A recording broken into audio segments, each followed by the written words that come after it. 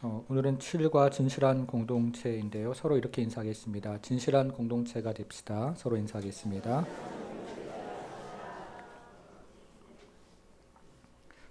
저는 목요일 저녁마다 집사님 7분과 사역훈련을 하고 있습니다. 지난주 사역훈련 주제는 귀납적 성경 연구였는데요. 연역적으로 성경을 연구하는 것과 귀납적으로 성경을 연구하는 것에 대해서 함께 배웠습니다. 연역적으로 성경을 연구하는 것은 본문의 주제를 앞에 두는 것이고요. 귀납적으로 성경을 연구하는 것은 본문의 주제를 뒤로 두는 것인데요. 이것을 오늘 본문을 가지고 실습을 함께 해보았습니다. 제가 사역반 집사님들에게 지금 사도 요한의 설교는 연역적으로 진행을 하고 있습니까? 아니면 귀납적으로 진행을 하고 있습니까? 라고 물었습니다. 우리가 지금 사도 요한의 설교를 잠시 읽었는데요. 여러분들은 어떻게 생각을 하십니까? 사도 요한은 지금 주제를 앞에 두고 설교를 하고 있습니까? 주제를 뒤에 두고 설교를 하고 있습니까? 오늘 본문의 주제는 오늘 본문을 시작하는 5절에 있습니다. 5절을 다시 한번 보겠습니다. 우리가 그에게서 듣고 너에게서 전하는 소식은 이것이니 곧 하나님은 빛이시라. 이게 주제입니다. 하나님은 빛이시라. 사도 요한의 설교의 주제는 하나님은 빛이시다로 시작을 합니다. 근데 성경에서 이것은 대단히 중요한 주제입니다. 우리가 가지고 있는 성경은 창세기부터 요한계시록까지 66권의 성경책을 가지고 있는데요. 이 성경을 읽어보면 하나님에 대한 첫 번째 소개가 바로 하나님은 빛이시다 하는 소개로 시작을 합니다. 창세기 1장 3절에 보면 하나님이 이르시되 빛이 있으라 하시니 빛이 있었고 하나님이 빛으로 온 세상을 창조하셨습니다. 여러분 상상이 되십니까? 이 빛으로 창조된 세상이 얼마나 아름다웠을까요? 그리고 빛으로 창조된 세상은 얼마나 경이로웠을까요? 하나님은 그 빛으로 창조된 세상을 보시면서 좋았더라라고 말씀하십니다. 그러나 인간의 타락으로 세상은 이 빛을 잃어버렸습니다. 그리고 빛을 잃어버린 자리에 어둠이 찾아왔습니다. 그것이 우리가 살펴보는 구약의 이야기입니다. 그러나 신약 성경을 펼쳐보면 다시 빛이 어둠을 비추는 이야기로 시작을 합니다. 빛이신 예수님께서 이 땅에 오셔서 어둠 가운데 있는 인간의 어둠을 몰아내고 구원하시는 이야기가 요한복음의 시작입니다. 여러분, 빛은 우리에게 어떤 영향을 줄까요? 제가 서울에서 사역을 할 때 안식년 기간에 가족들과 함께 열흘 정도 제주도 여행을 했던 적이 있습니다. 비용을 절약하기 위해서 서울에서 차를 전라도 고흥에 있는 선착장으로 끌고 와서 큰 배에 집어넣고 그리고 제주도에서 내려서 렌트를 하지 않고 제 차로 이제 열흘간 여행을 했던 적이 있습니다. 그리고 제주도 중산간 지역에 있는 한 교회 교육관을 빌려서 거기서 숙박을 열흘 정도 했습니다. 너무 좋았습니다. 오랜만에 가족들과 함께 보내는 시간도 너무 좋았고 자연 속에 있는 시간들도 너무 좋았습니다. 근데 문제가 한 가지 딱 있었습니다. 문제가 무엇이냐면요. 이 숙소에 밤마다 바퀴벌레가 나온다는 것이었습니다.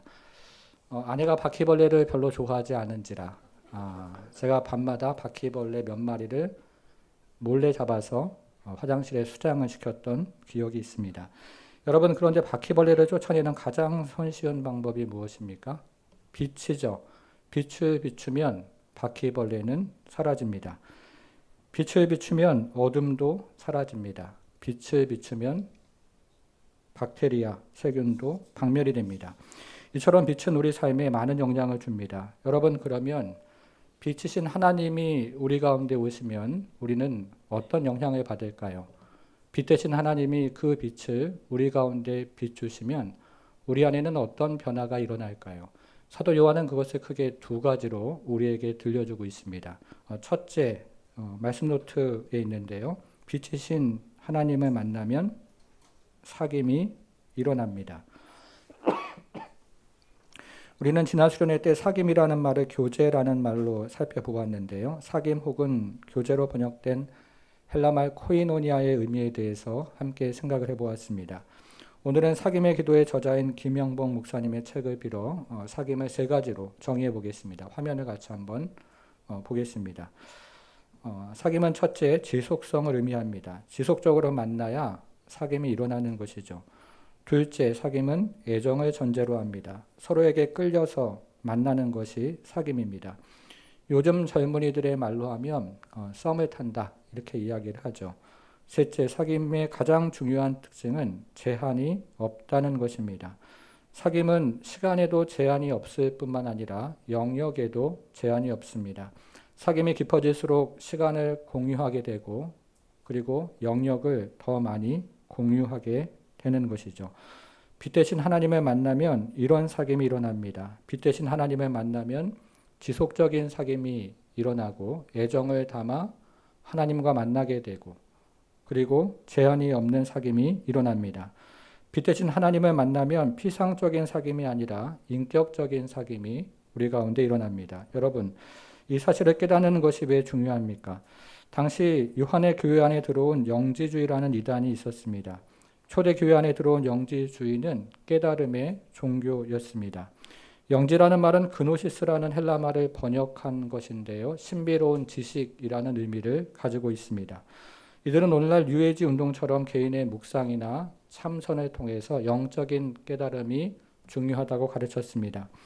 오늘날에도 영적인 깨달음을 중요시하는 교회들이 있습니다. 홀로 묵상하고 명상하면서 영적인 깨달음이나 지식적인 깨달음을 중요시 생각하는 교인들도 있습니다. 여러분, 그런데 지금 사도 요한이 강조하는 것은 깨달음이 아니라 사귐입니다. 지금 사도 요한이 강조하는 것은 깨달음이 아니고 만남입니다. 깨달음, 영적인 깨달음이나 지식적인 깨달음이 아니고 인격과 인격이 만나는 사귐이요. 그리고 만남을 지금 사도 요한은 우리에게 들려주고 있는 것이죠. 여러분, 그러면 지금 요한은 어떤 사귐의 영역에 대해서 이야기하는 것입니까? 두 가지를 이야기하는데요. 첫째는 빛이신 하나님을 만나면 하나님과의 사귐이 일어납니다. 6절을 보겠습니다. 6절 보니까요. 만일 우리가 누구와의 사귐이라고 되어 있습니까? 하나님과의 사귐. 1번이죠. 빛이신 하나님을 만나면 하나님과의 사귐이 일어납니다. 빛이신 하나님을 만나면 하나님과 지속적인 사귐이 일어나고 또 애정을 가지고 사귐이 또 되어지고 그리고 제한 없는 사귐이 계속해서 일어납니다. 이 사귐이 깊어지면 깊어질수록 하나님을 더욱 사랑하게 되고 그리고 사귐의 영역이 더욱 깊어지면서 우리 안에 하나님을 향한 헌신이 일어나는 것입니다. 그렇기 때문에 우리가 행하는 모든 신앙생활의 기초는 하나님과의 사귐에 맞추어져야 합니다. 예배를 통해서도 하나님과의 사귐이 일어나야 되고 기도를 통해서도 하나님과의 사귐이 일어나야 합니다. 오늘날 우리는 예배와 기도를 통해서 하나님으로부터 무언가를 얻어내려고 하지만 이 예배 시간과 그리고 우리가 하는 기도를 통해서 하나님과 사귐이 일어나야 하는 것이죠. 여러분, 그런데 여러분들은 하나님과 사귐이 있다고 주장하지만 사실은 형식적인 종교 생활에 빠져 있는 분을 보신 적이 있습니까? 그 이야기가 바로 6절입니다. 6절, 만일 우리가 하나님과 사귐이 있다 하고 어둠에 행하면 거짓말을 하고 진리를 행하지 아니함이거니와. 이것은 당시 영지주의자들의 모습이었습니다. 하나님과 사귐이 있다고 주장하지만 어둠에 행하는 영지주의자들의 모습을 사도는 지금 이야기하고 있습니다. 그런데 이 같은 영지주의는 교회 역사에서 계속해서 이어져 오고 있습니다. 오늘날 우리가 살아가고 있는 이 한국교회 안에도 이 영지주의는 뿌리가 있습니다. 서울에서 첫 번째 제자반을 할 때였습니다. 제자반 중간에 휴식 시간이 되었는데요. 한 자매가 엄마에게 전화를 하면서 엄마, 나 지금 가고 있어. 집에 간다는 얘기죠. 이렇게 하는 이야기를 들었습니다. 아마 엄마에게 심부름을 이제 한다고 나온 모양인데요. 교회 와서 제자반을 하다가 엄마가 기다리겠구나 하는 생각이 들어서 그 중간에 엄마 나 지금 가고 있어 라고 이야기하면서 상황을 이제 모면했던 것입니다. 이 자매가 가끔 이렇게 사소한 거짓말을 하는 것을 알았기에 이 자매는 그날 저에게 한참을 야단을 맞았습니다. 여러분, 교회 안에 사소한 거짓말은 괜찮다고 생각하는 사람들이 얼마나 많이 있습니까? 오늘날 교회 안에 포르노에 빠진 사람은 또 얼마나 많이 있습니까? 그러면서도 교회에서 예배하고 훈련을 받기 때문에 하나님과 친밀하다고 생각하는 사람이 오늘날 얼마나 많이 있습니까? 오늘날 교회 안에 들어온 영지주의입니다. 여러분, 우리는 어떻게 하나님과 사귐을 경험할까요? 브레넌 매닝의 아바의 자녀에 이런 이야기가 나옵니다. 한 노인이 있었습니다. 그에게는 기도가 가장 어려웠습니다. 일평생 하나님과 교제한다고 하지만 여전히 어떻게 기도할지를 잘 몰랐습니다. 어느 날 목사님을 찾아가서 자신의 고민을 털어놓았습니다. 목사님이 그 노인에게 자신이 정말 은혜 받은 책이라고 하면서 어느 유명한 신학자가 지은 기도에 관한 책을 주었습니다. 이 노인은 기대감을 가지고 집으로 돌아와서 그 책을 읽는데 그만 흥미를 잃어버렸습니다. 그 책에서 이야기하는 이야기가 자신과 너무나 거리가 먼 이야기로 들렸기 때문입니다. 그러던 중에 새 목사가 부임을 했습니다. 그는 새 목사를 찾아가서 동일한 고민을 털어놓았습니다. 이 목사님은 기도에 대해서 이렇게 이야기를 했습니다. 기도는 주님과 대화하는 것입니다. 오늘 집으로 돌아가서 침대 옆에 의자를 하나 놓고 그 의자 위에 주님이 앉아 계시다고 생각하고 주님과 대화를 하세요. 라고 이야기했습니다. 그러면 기도가 될 것이다. 이렇게 조언을 했던 것입니다. 병약해진 노인은 그 이후로 더 이상 예배에 나오지 못했습니다. 그로부터 한참의 시간이 지난 후에 그 노인의 딸로부터 전화가 왔습니다. 아버지께서 소천을 하셨는데 장례 예배를 드려줄 수 있냐는 부탁이었고 이 목사님은 기꺼이 그러하겠다고 말을 했습니다. 그때 그 딸이 이렇게 이야기했습니다. 목사님, 그런데요, 이상한 일이 있었어요. 아버지의 시신을 발견한 호스피스 간호사가 그러는데요. 아버지의 마지막 모습이 매우 특이했다고 합니다. 침대에 누운 아버지가 머리를 침대 곁에 있는 의자에 두고 돌아가셨다고 합니다. 그 노인은 침대 옆에 둔 의자에 앉아 계신 주님과 지속적으로 대화를 하다가 마지막 임종의 순간에 주님과 더 가까워지고 싶은 마음에 그의 머리를 침대 위, 의자 위에 계신 주님의 품에 두었던 것입니다. 그의 마음의 눈이 열려서 주님과의 사귐이 일어난 것입니다. 여러분, 빛이신 주님을 만나면 이런 주님과의 사귐이 일어납니다. 그런데요, 빛이신 주님을 만나면 주님과의 사귐만 일어나는 것이 아닙니다. 둘째 한번 보겠습니다. 둘째, 빛이신 하나님을 만나면 서로 사귐이 일어납니다. 서로 사귐이 일어납니다. 7절을 같이 읽어보겠습니다. 7절이요. 시작. 그가 빛 가운데 계신 것 같이 우리도 빛 가운데 행하면 우리가 서로 사귐이 있고 그 아들 예수의 피가 우리를 모든 죄에서 깨끗하게 하실 것이요. 빛이신 하나님을 만나면 하나님과의 사귐뿐만 아니라 서로 사귐이 일어납니다. 여러분, 예배 때 진짜 은혜를 받으면 여러분들은 어떤 변화가 있으십니까? 평소에 꼴보기 싫었던 남편을 긍휼히 여기시죠. 진짜 은혜를 받으면 남들은 다 못난 자식이라고 생각하고 나도 때로는 못난 자식이라고 생각하는데 그 자식이 불쌍해집니다. 혼자 신앙생활을 하던 사람이 공동체 안으로 들어와 서로 사귐을 갖습니다. 제가 서울에서 첫 번째 장년부 제자반을 할 때 미용실에서 일하던 한 여집사님이 있었습니다. 제가 이분에게 별명을 하나 지어줬는데요. 제가 별명을 이렇게 지었는데요. 기상청이라고 지었습니다. 날씨가 흐리거나 비가 오면 이분은 온몸을 통해서 비가 올 것을 예고하는 기상청이었습니다. 가만히 사연을 들어보니까 젊었을 때 남편으로부터 심한 구타를 당했습니다. 남편이 머리채를 잡고 온몸을 마룻바닥에 내동댕이 치는 것을 여러 번, 그래서 온몸에 멍이 들고 피멍이 들지 않은 날이 없을 정도로 심한 구타를 당했던 것입니다. 그런데 그 남편이 예수를 믿었습니다. 그리고 아내에게 용서를 구했습니다. 그리고 더 이상 구타를 하지 않았습니다. 그리고 여집사님이 제자반을 받을 때는 남자 집사님도 함께 제자반을 받으면서 예수 이야기 같이 하고 또 숙제 이야기 같이 하면서 서로 가운데 사귐이 일어났습니다. 빛이신 예수님을 만나면 이처럼 서로에도 진정한 사귐이 일어납니다. 사랑하는 여러분, 우리가 기독교 신앙에 대해서 크게 오해하는 것이 있습니다. 빛이신 하나님을 만나면 나 홀로 주님 앞에 나가서 예배하고 기도하고 찬송하고 신앙이 깊어진다고 생각합니다. 그러나 빛이신 하나님을 만나면 우리는 공동체가 됩니다. 공동체 안에서 사귐을 경험합니다. 여러분, 우리가 지금 6절, 7절 말씀을 살펴보고 있는데요. 6절, 7절 말씀은 사실은 동일한 말씀입니다. 6절은 사귐에 대해서 부정적으로 이야기하는 것이고요. 7절은 사귐에 대해서 긍정적으로 이야기하는 것일 뿐이지 6절, 7절 말씀은 사실은 동일한 메시지를 우리에게 전하고 있습니다. 6절을 한번 보겠습니다. 만일 우리가 하나님과 사귐이 있다 하고 어둠에 행하면 거짓말을 하고 진리를 행하지 아니함이거니와 이것은 사귐에 대한 부정적인 진술입니다.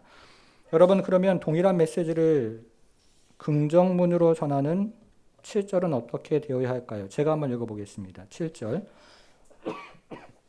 그가 빛 가운데 계신 것 같이 우리도 빛 가운데 행하면 우리가 하나님과 사귐이 있고 이렇게 되어야 합니다.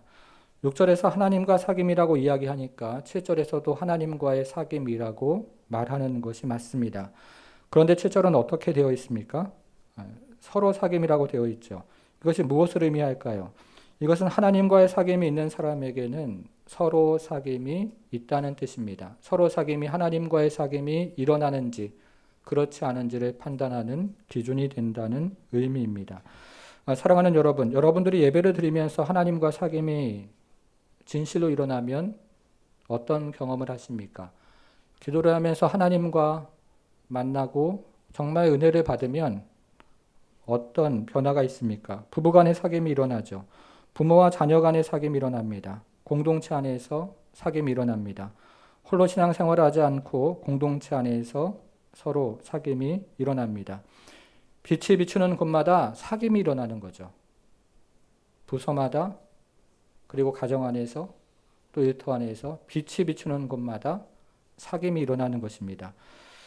자, 두 번째 진리가 있는데요. 사도 요한이 우리에게 들려주는 두 번째 말씀은 빛이신 하나님을 만나면 진실해집니다 하는 내용입니다.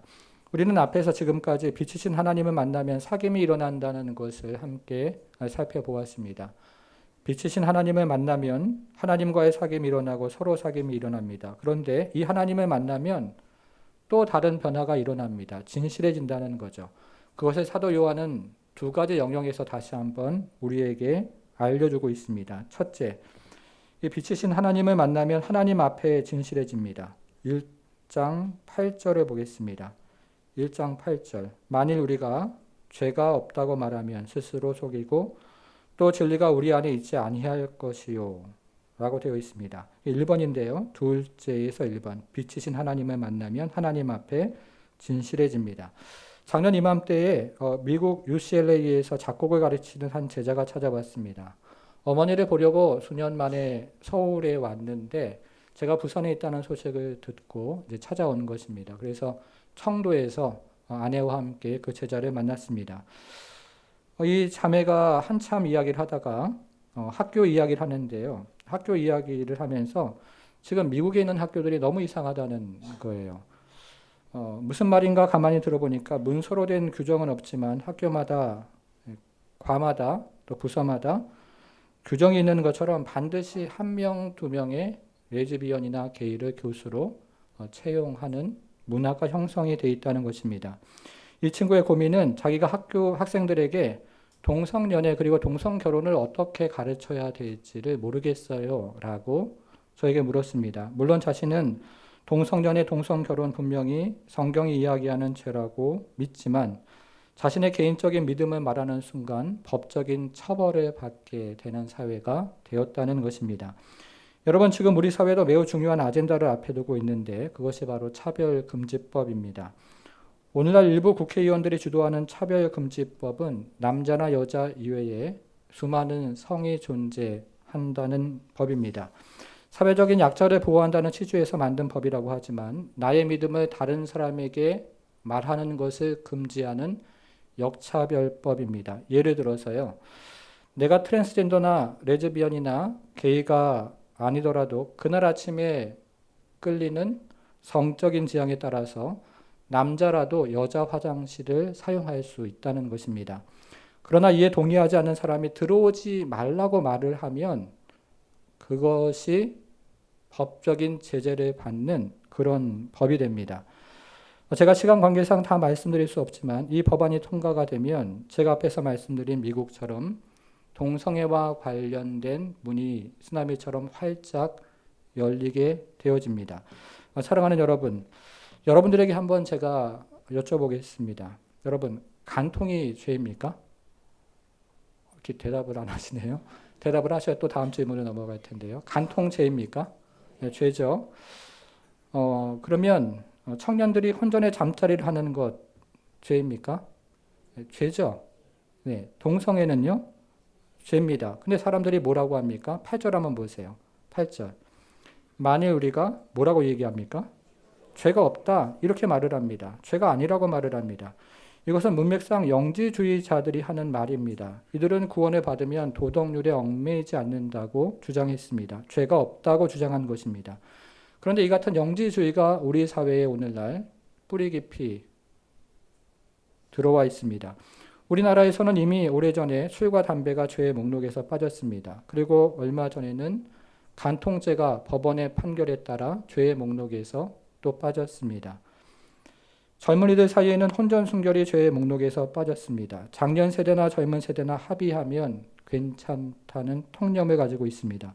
급기야는 동성애도 죄가 아니라고 주장합니다. 8절이 말하는 것처럼 우리 사회는 지금 죄가 없다라고 말을 합니다. 사랑하는 여러분, 오늘날의 교회는 어떻습니까? 오늘날 교회 안에도 죄가 없다라고 말하는 사람들이 늘어가고 있습니다.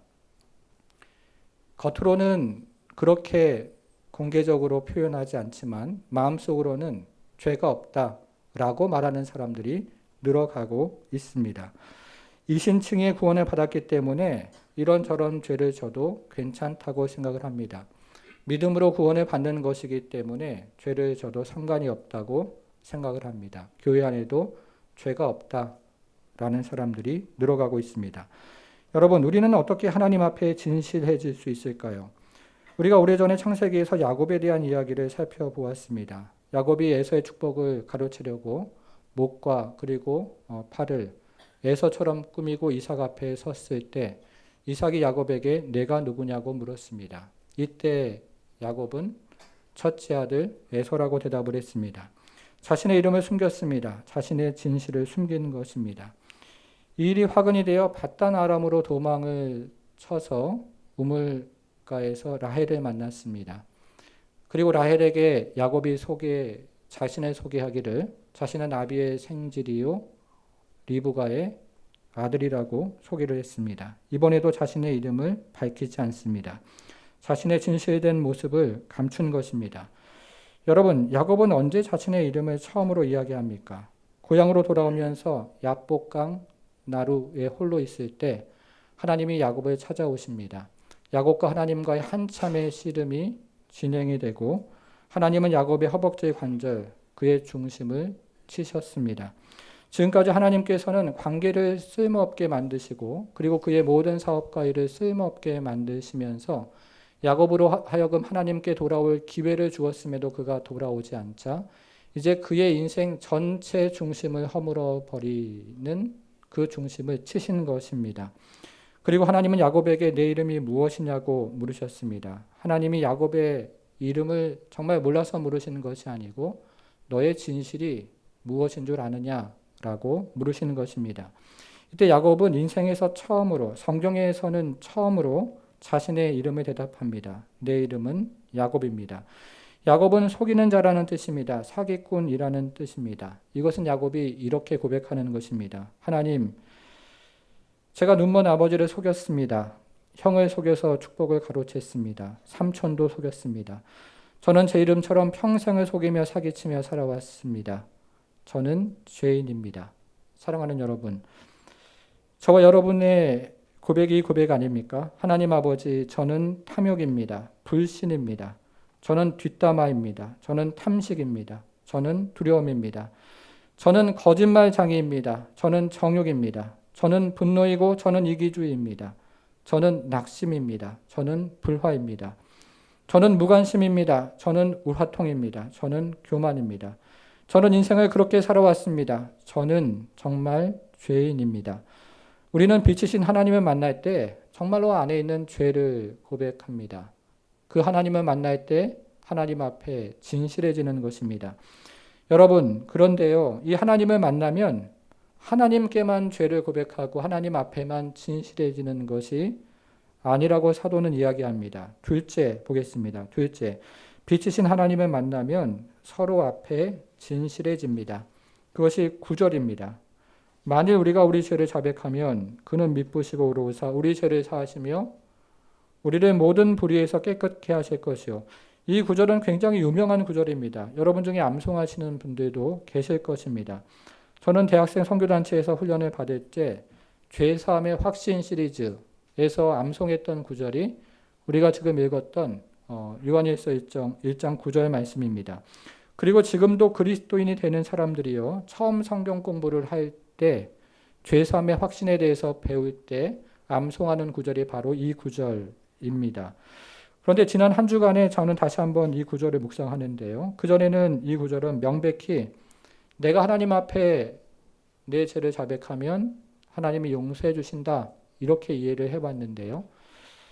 30년 동안 그렇게 이해를 해봤는데 지난주에 이 구절을 다시 한번 묵상하면서 새롭게 보였습니다. 그러면서 이 구절을 서로에게 죄를 자백하면 하나님이 용서해 주신다는 말씀으로 이해하게 되었습니다. 어떻게 그렇게 이해할 수 있을까요?